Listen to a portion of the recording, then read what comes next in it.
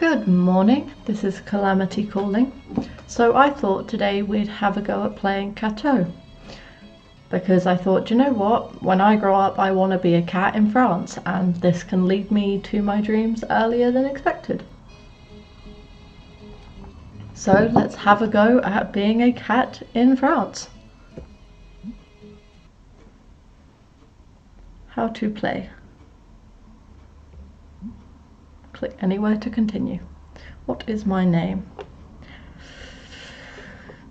Something suitable for the majesty I would have if I was a cat, but not too majestic because I don't want to scare the other cats off. How about... No, hang on, I'm Calamity, because I'm a cat and I'm inventive.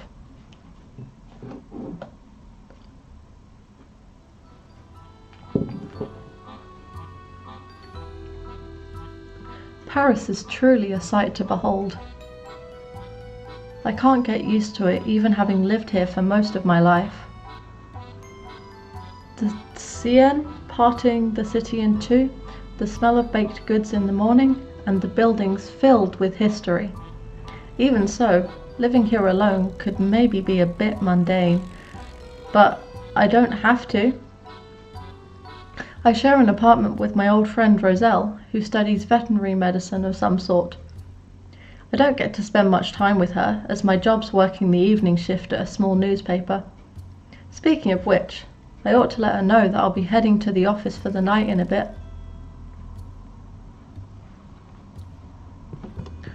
I knock on her door, waiting a few seconds before entering. I love her pajamas. They look so comfy. Hey Ro, how are you doing? If I'm not a cat, then my name is weird. I'm alright, Calamity. And you? All good. Just wanted to let you know I'll be leaving for work in a few. Her room is a tip. I will ask about today. See how her day was. So, what have you been up to? Not much. Oh, she looks sad. She needs a hug. School? Yeah. Work from home. She definitely needs a hug. Choose. Ask if she wants to go somewhere this weekend. Ask if I can help cleaning up her room. That will cheer her up, but that will make me happy. Oh, no, I wanted to pick the other one. How about we clean up here tomorrow? It's been a while since we did something together, and the first thing we want to do is clean. Yeah, that's logical. It's okay. I'll do it later. Well, at least she looks a bit happier. But thank you for the offer. Something else then? She glances at the clock above the door behind me. Shouldn't you be going soon? You'd wind up late in not too long, right? I'm good on time actually, but it might be time to break it off. You might be right. I'm off then. I'll pass by the baker's too. Is there anything you'd like? Oh, caramel custard donut. The ones in Greg's are amazing. I eat far too many. No, I'm good. Alright then, see you. That was clearly a very smooth and not stilted conversation with my friend. I leave her to her own and head to the door. Before leaving, I pat my pockets, realizing that I'm forgetting something. Ro, have you seen my keys? The ones with the cork? Have you looked in the kitchen?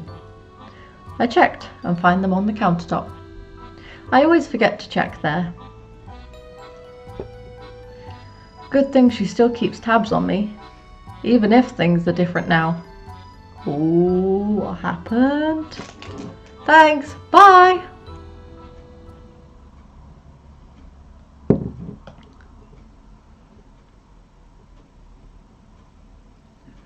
Loading, oh. Mermaid. Oh, yeah, cat. Octokitty? Man, how lucky am I to have a view like this going to work. I think to myself as my feet patter against the rounded stones of the old towpath. In the shade by the wall, I spot a cat, looking every bit as scruffy as the water looks serene. Aww. Oh, Rosela'd love this if she were here. She always used to chase after cats, patiently gain their trust and befriend them like some kind of cat whisperer. I like him. I'd call him Tiger or something. Whenever successful, which was almost always, she'd memorize the occasion by having a picture taken, like a big game hunter of old posing with her quarry. I kind of miss that side of her. Maybe a picture of my own would remind her of the good old days? The thought stops me in my tracks, and I study the cat in question. It's just sitting there, gazing over the water as if to say, yep, I rule this place. Which, in fairness, it probably did by the looks of things. It's a cat, it rules everything it sees. Them's the rules. Looking at the time, I notice I have plenty of it. I could at least try to get her a picture. What could possibly go wrong after all? But how should I approach? Let it know you're there and close in carefully, because it still has claws and it's a tiger, just in a very small body. Better take it slow here. Slow and steady wins the race, and after all, I'm not the sorceress cat whisperer Roselle is. I would hate to spook it now, from what was clearly, even to me, a favourite spot of theirs. Not that this cat looks particularly skittish. It has a very, well, proud bearing. Hello there, kitty. I speak softly whilst closing the distance. When I'm merely a few metres away, it gives me a casual glance out of the corner of its eye. I get the idea and stop. Satisfied with my response, it resumes watching over the water still. Is that cat smirking? I feel like it's smirking. I could easily just take a picture of the cat's back and call it a day, but my professional pride berates me for even considering such a notion. It may not be the cuddliest cat in the world, but I will get a good photo one way or another. I don't want to close the distance in case I scare it off. Tossing a rock might distract it and again scare it off, so I'll just wait, safest option. The cat seems to rather enjoy the view of the water. Ever so slowly, I walk up the edge, maintaining respectful distance to the cat and sitting down with my legs crossed. The late summer's evening sun shrouding the city in a pink glow, not even the faintest breeze disrupting the mirror-like surface on the water. I glance at the cat. It's basking in the sun with closed eyes, savouring the warmth. The moment is here. With careful, deliberate movements, I fish my phone out of my pocket and lean in for a picture. The picture perfectly captures the serenity of the scene. Not wishing to disturb the cat any longer, I get up and walk away. Aww, lemon. It's a lemon phone. God, my phone's been through the ringer. The reply comes through fast, so it feels like it got there before I even sent the message. That's a gorgeous photo. The cat looks like a stray. How did you manage to get so close? Tell me. I just took my time with it. I took a page from your book. Gotta learn from the best. Ha ha ha, the best. Wouldn't go that far, but thanks. Did it take long to get to that point? Not really. It didn't seem to mind me being in the vicinity, as long as it could keep track of me and I did nothing hasty. Strays are often kinda chill if you don't bother them. Be careful though, they can be unpredictable. Kinda got that vibe, yeah. I will be. Almost forgot. Thanks for the picture. I think I'll make that my new home screen on my phone. Good chat, Ro, but I need to hurry up now. Lost more time than I thought here. Ha! Go to work. This reminds me of a cat game that I watched Dodger or Press Heart to Continue play about a year or two ago, where the cats turned into boys at this cafe. Wish I could remember the name of it though. Work went by as usual, and it was over in no time. Dawn is lurking around the corner as I'm heading for the bakery. All the little shops are closed, but bakers are already at their battle stations, churning out their goods for the breakfast rush and the coming day.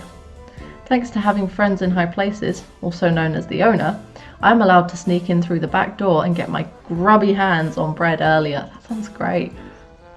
Roselle said she didn't want any, but I'll get her some just in case she changes her mind. Always a good idea. Besides, you can never have too much bread. Aww, it's a donut. As I leave the bakery with my precious baked goodness, I notice a chalkboard box next to the door, which apparently is the residence of a charmingly fat cat sleeping inside.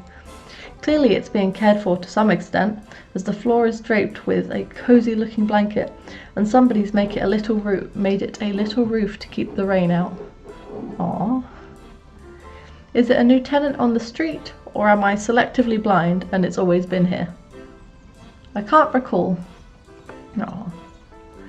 Looking around, the nearby area is strangely littered with glass jars too. Inspired by success of the earlier cat encounter, I decide to add to win further glory by attaining a second triumphant moment, one to make Roselle the cat whisperer proud. I drop my bag and crouch down next to the sleeping cat, or what I thought was a sleeping cat. It opens an eye and looks down at me lazily. Oh, those toe beans. I'm gonna wait and see if you'll let me pet you. Alright, cat, make your move, I say with the exaggerated voice of a movie gunslinger, waiting to let the cat take first action, not wishing to pressure it in any way. In a shocking display of Herculean effort, the cat opens a second eye and looks at me with steady gaze. I can't help but feel like it's trying to assess me. Playing along for a quiet laugh to myself, I strike a pose, showing my good side. Well, if such a thing exists. A few seconds pass before it gets up, lacking any semblance of urgency. It jumps down with the grace of a drunken baboon, landing on its feet seemingly more by blind luck than any skill on its part. It comes over to me, rubbing up my legs with a quiet purr. It wants my bread. It's my bread. Well, aren't you a friendly little thing? Giving it a few pats along the back before I go, I start making my way home to the bed which I'm now longing for. At least, that was the theory. A very persistent furry friend demands more attention, constantly getting in my way, protesting my attempts to leave very efficiently indeed. I can't deny that it's a very charming thing. As it is, I can't really get a good shot of the cat. It's either at a bad angle or too close to the camera. I need to gain some space. Ooh, I'm not going to push the cat away. I'm always happy to cuddle with a cat. Stand up. I don't know if it'd leap. Try the selfie camera. Yes. Maybe I don't need to create distance. Oh, he looks so smug with his little toes showing. I fumble with my pocket as I continue petting the cat with the other hand. In the position I'm sitting, it's difficult to get it out of my pocket, and I struggle for a moment. Finally, I prevail against these insurmountable odds, place the camera in front of us, and snap a bunch of photos, hoping that at least one wouldn't be a blurry mess of a disaster. I go through them quickly, and there's one close-up of the cat's face that didn't end up looking like the photo was taken inside of a tumble dryer. That's impressive. It will have to make do. A few more cuddles later, I manage to extricate myself from the situation and start off in the direction of home. Oh, that face! He's adorable! I'm getting all the cat pictures today. While perhaps not the best interaction on my part, this picture turned out kinda great. Wow, how did you manage to take this one? After many trials and tribulations, I managed to nab it in the end. That and approximately 42,372 others that turned out rubbish, but that's beside the point. Ha, I bet. Did you get along well? Kind of. Not bad. Not great, I don't think. I was thinking of trying to feed it. That could work. Just don't give it raw fish or something that could make it sick. Don't worry, I won't. I thought cats liked raw fish. Huh.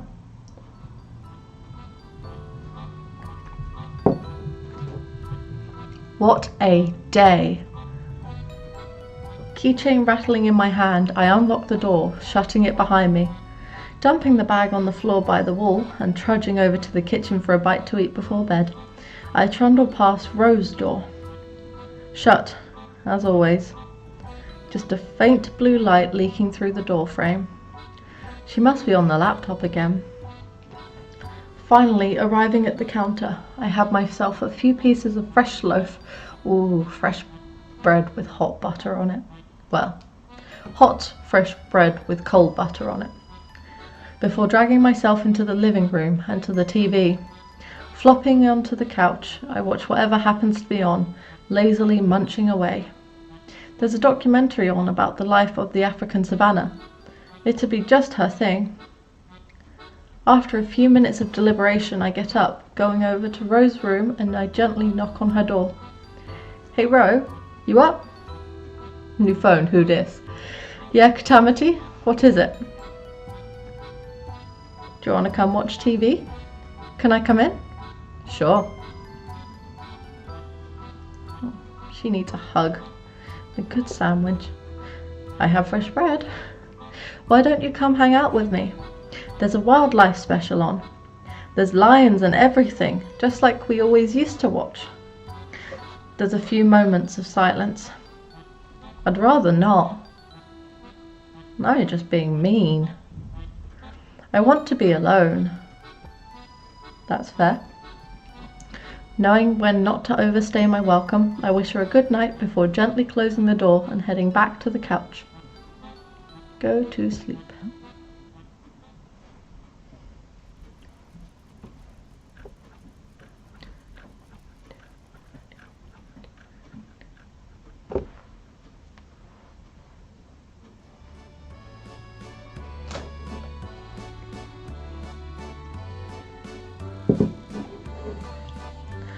Never having been one for sitting around, come afternoon, I treat myself to a walk. Oh, really pushing the boat out.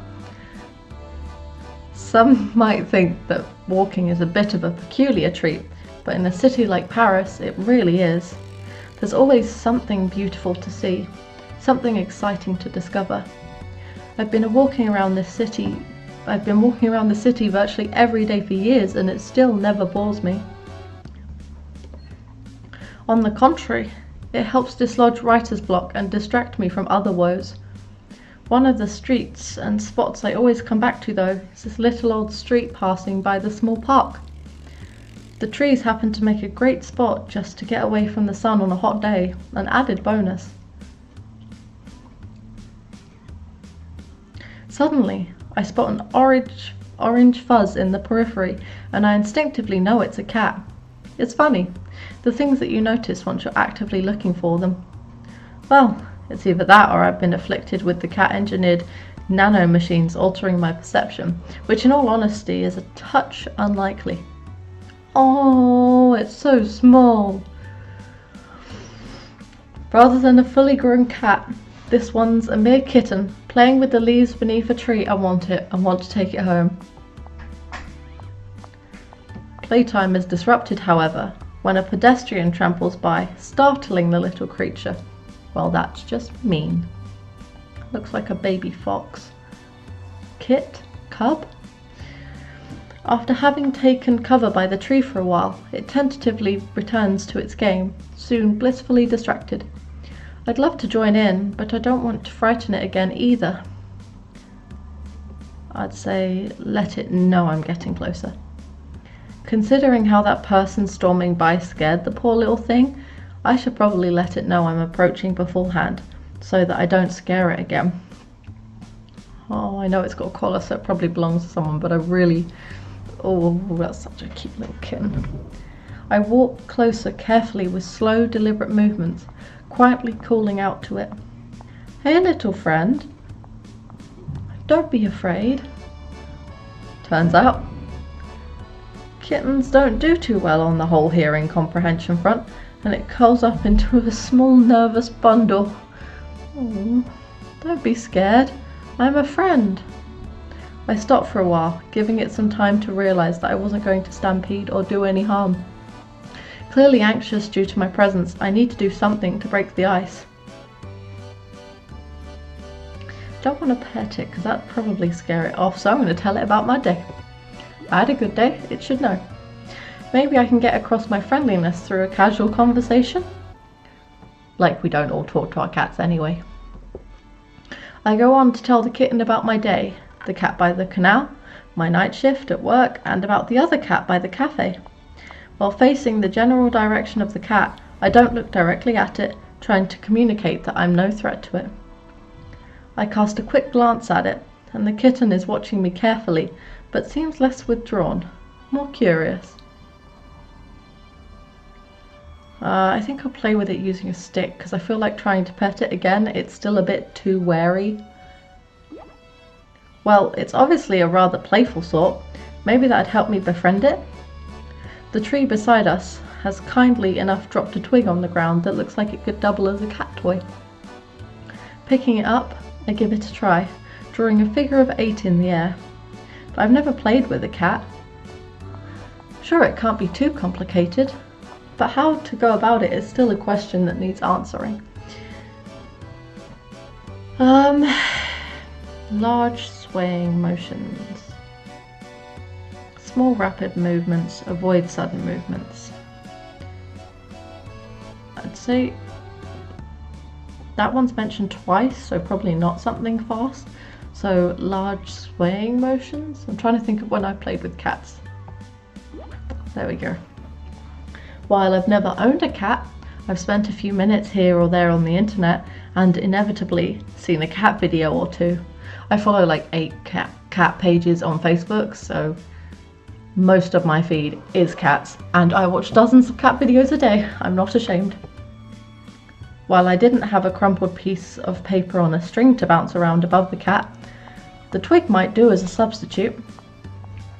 I lean forward a little better to position it above the cat, trying to make enticing motions to get the attention of the kitten and excite it to play. No, he's scared again. However, it just lays there in a soft orange ball, big eyes looking up at me with trepidation.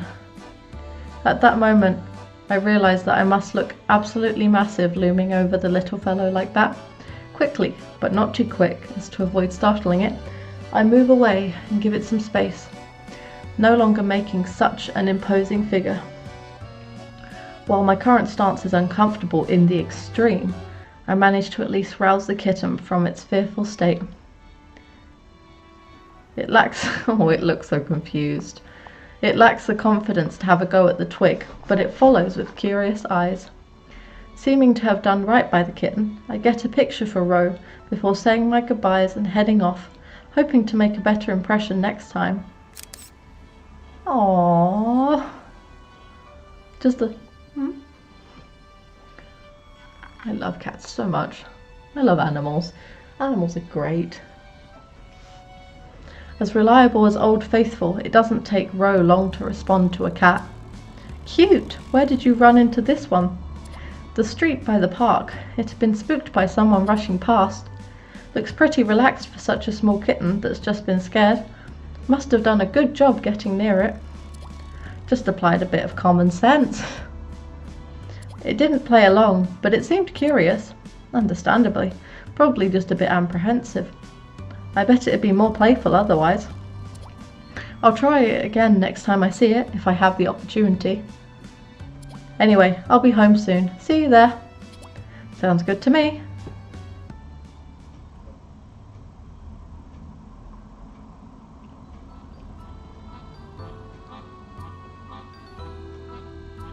When I get home, I enter Ro's room.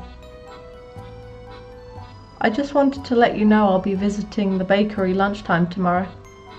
I need to grab a cake for Rico from work's birthday. If you want to come along, I'm sure the cat will be there. I think I'd rather stay here. They say it's going to be very hot out tomorrow. But if you do see it, you know the rule, right? Right. When you see a cat for a second time, you must name it. I remember. I'll head out again and go to work soon. Good luck. When down by the canal, I keep an eye out for the scruffy cat, but I don't run into it again. Choose. Go to work. Work turns out like usual. Pretty uneventful.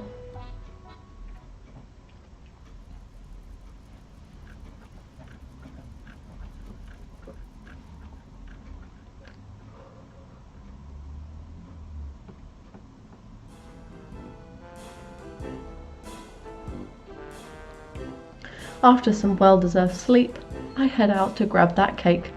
I hope it's carrot cake. Carrot cake is the best. To be honest, I'm more excited at the chance of seeing the cat again than to celebrate my co-worker. I get it. I should get the cat something. It looks like one that would appreciate something edible. I take a quick detour to a grocery store and I find myself in the small pet aisle. I have no idea what the cat likes, and the picture of jars listed around its bed pop into my mind. Maybe they had contained something it liked, but I can't quite remember what label it had. What should I buy? Shrimp is potentially raw fish, that might make it sick. Olives probably not. Normal cat treats? Although it was in a jar, so it could potentially be olives.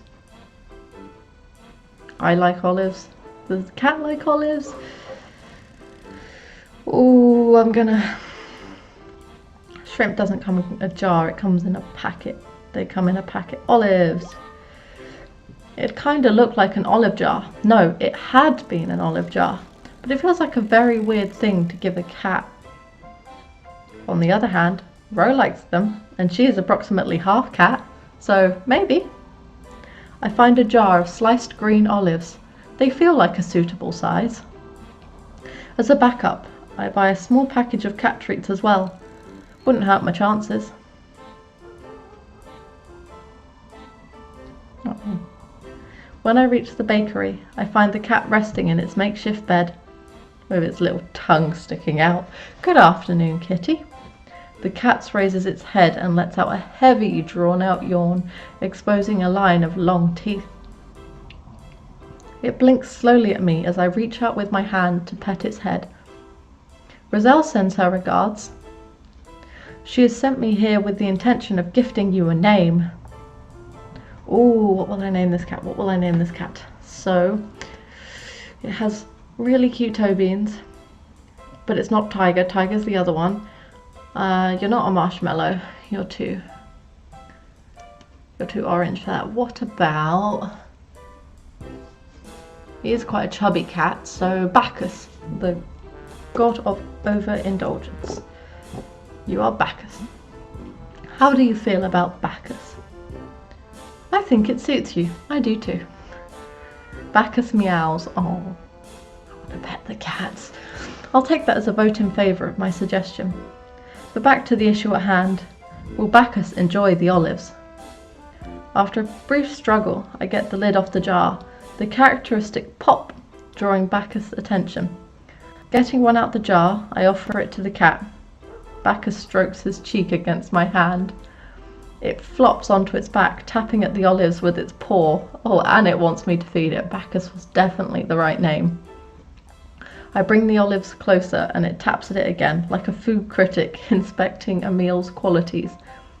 Then, with a smooth, slow motion, it takes the olive and eats the whole thing. Good gentle cat. I never would have believed cats would like these things, but Bacchus just ate one. The cat sniffs around, scanning the air for more olives to devour. When it realizes that there are certainly more in this jar of mine, it pulls out every trick in the hustler cat's handbook. Oh, that face. But I have a better idea. If it enjoys these things so much, why not make Bacchus work for them? Now, what should I attempt to teach Bacchus?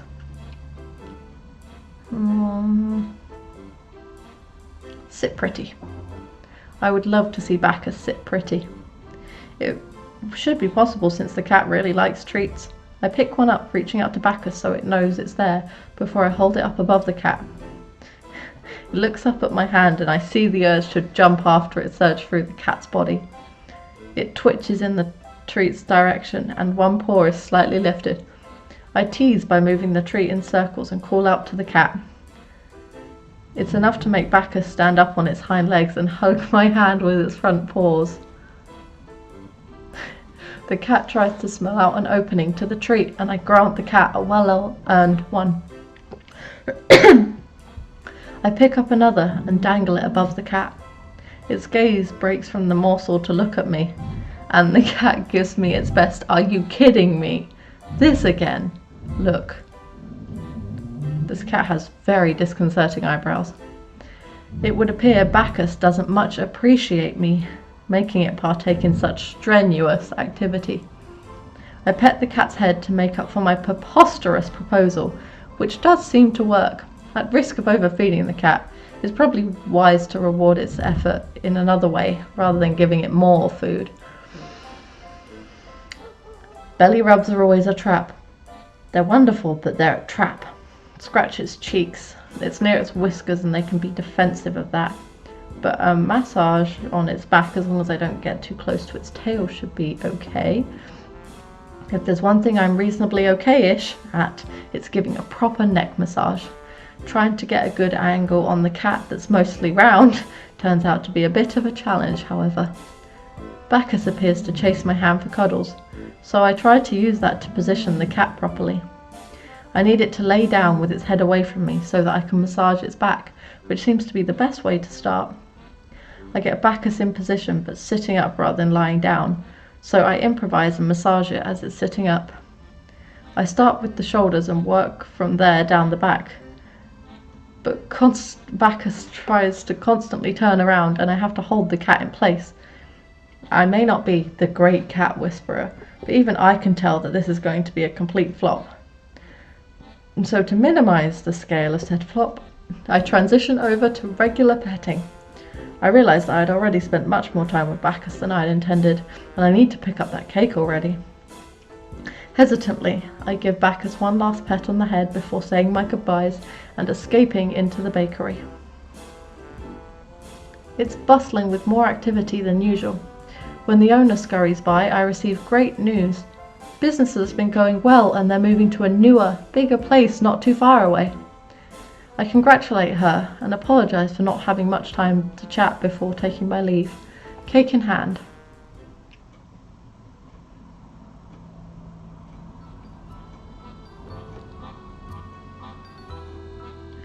I'm home! Unlike the usual silence, Ro calls for me. Catamity, can you come over here for a minute? When had she last been the one to call out to me? That's something I haven't considered being a possibility in a very long time. I walk over to her room. Oh, she's dressed and her hair's up. Yes? Roselle plays with her hands, as if she is unsure of how to bring up the subject. Thank you for the photos. They were nice. However, yes?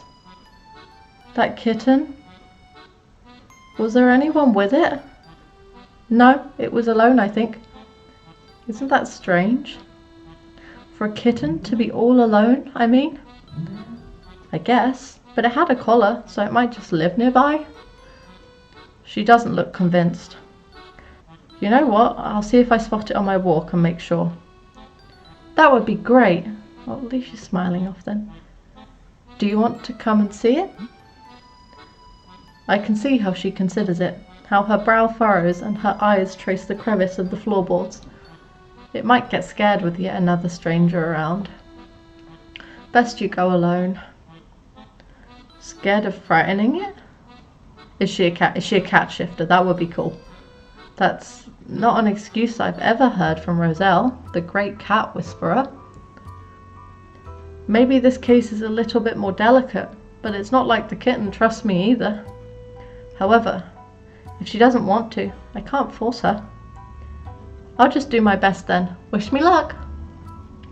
Good luck. Empowered by her blessing, I head out. Just before leaving, I put the cake in the fridge and make my way up to the old pedestrian street again.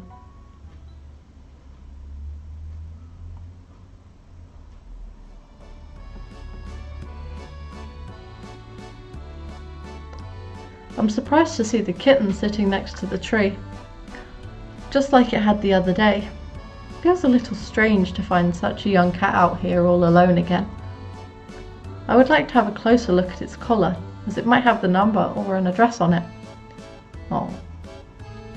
The kitten is sitting next to the tree trunk, looking at the passerby. It looks healthy, so somebody must be feeding it at least. I really hope that I'm just overthinking it. From our last meeting, I know I should be careful when I approach it. No sudden movements or sounds that will scare it. Having made my approach, I speak to it softly to get its attention. Hey little friend, we need a proper name for you too, don't we? Ooh, you're small. Kind of want to name it Fox, but I feel like...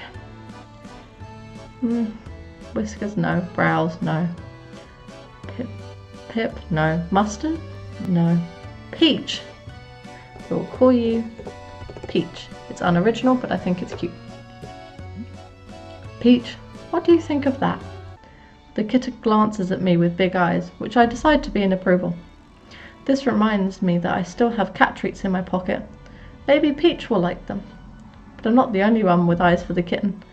The kid separates from his mother's hand to chase the kitty. Peach runs away, but in my direction. Can't let it get away. Ooh, follow or stop it, follow or stop it. It's scared, I don't want to stop its entryway, but I should follow it. It's probably for the best to let it run. The kid's caught by his mother, so I don't have to worry about him anymore. I follow the kitten around the corner and find it hiding in a doorway. Oh, she looks like a peach as well, all curled up in a little ball. Its body is pressed into the corner and its eyes watch me carefully. The ordeal has gotten me pretty close. Maybe I have a chance here? Throw a treat to it. I don't want to be too close, might scare it. Well, there's no twigs to use for play, and even if there were, I'm not sure that'd be a great idea. Maybe a bite to eat would help the little creature feel at ease.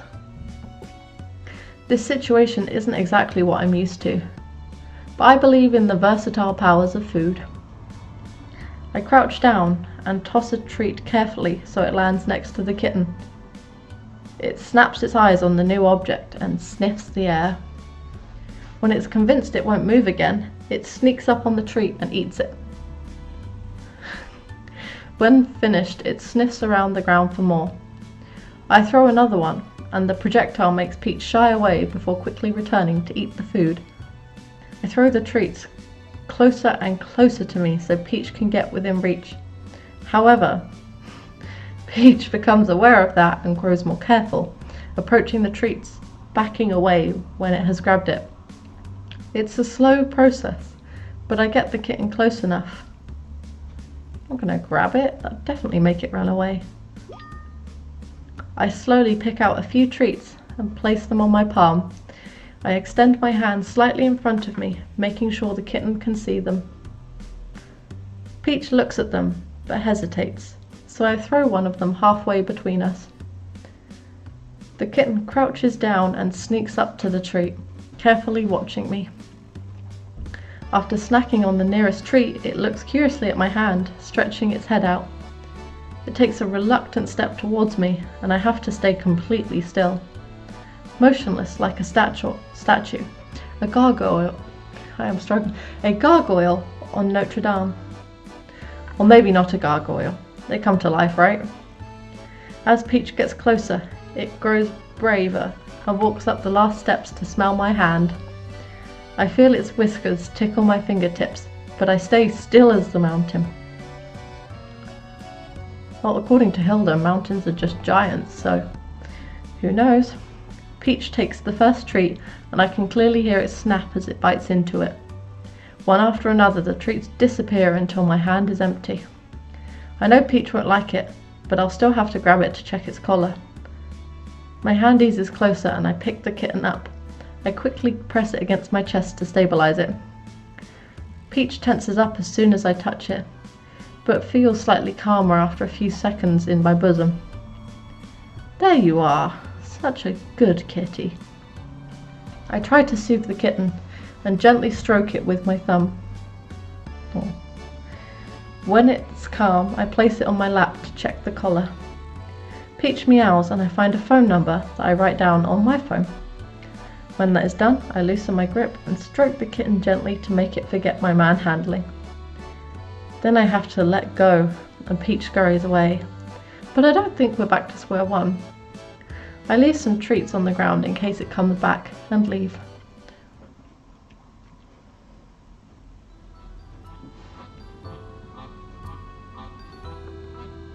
As soon as I get home, I walk into Rose's room. I got a number! Peach had one on its collar. Oh, and I followed your rule, I named it. We also forgot to mention that I named the bakery cat as well. It's Bacchus. What are we waiting for? Call it! I type in the number and let the signals go by. They go on for longer and longer. No answer. It doesn't appear so. I'll have to try again later. Well, keep me updated. I will. Right, I'm gonna end this one here because I've just realised quite how long this is. But we'll pick up with this one next time. But until then, you do you.